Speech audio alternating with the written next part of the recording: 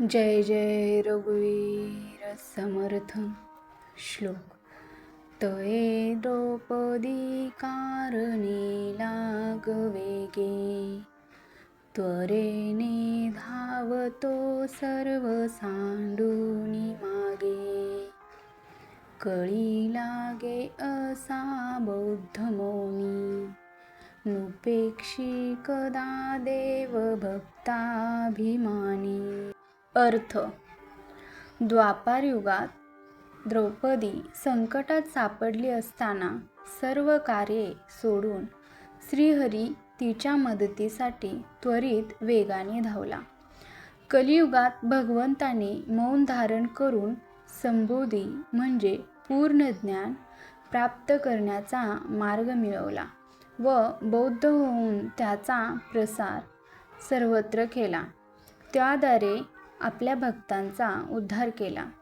आपल्या भक्तांचा अभिमान बाळगणारा देव आपल्या भक्तांची उपेक्षा कधीही करत नाही, असा अर्थ या श्लोकामधून श्री समर्थ संत रामदास स्वामी यांनी सांगितलेला आहे. ते म्हणतात की जेव्हा द्वापारयुगात महाभारतात द्रौपदी वस्त्रहरण चालू होते, द्रौपदी वस्त्रहरण होणार होते, ज्यावेळी द्रौपदीची इज्जत वाचणार नव्हती, त्यावेळी श्रीकृष्ण स्वतः वस्त्र होऊन संकटात सर्व काही सोडून द्रौपदीची मदत केली आणि ते द्रौपदीचे वस्त्र बनून राहिले. तसेच भगवान बौद्ध यांच्या अवतारामध्ये त्यांनी कलियुगामध्ये संपूर्ण ज्ञान जीवनाचं सार सांगितलेलं आहे.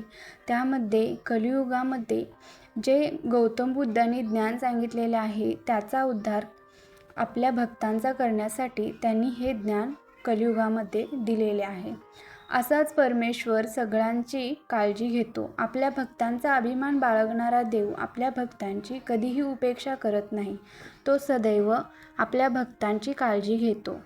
म्हणून आपण परमेश्वराचे नामस्मरण करावे, भजन करावे, कीर्तन करावे, आपण सदैव देवाचे नामजप करावे, असा संदेश या श्लोकामधून श्री समर्थ संत रामदास स्वामी यांनी आपल्याला दिलेला आहे. जय जय रघुवीर समर्थ.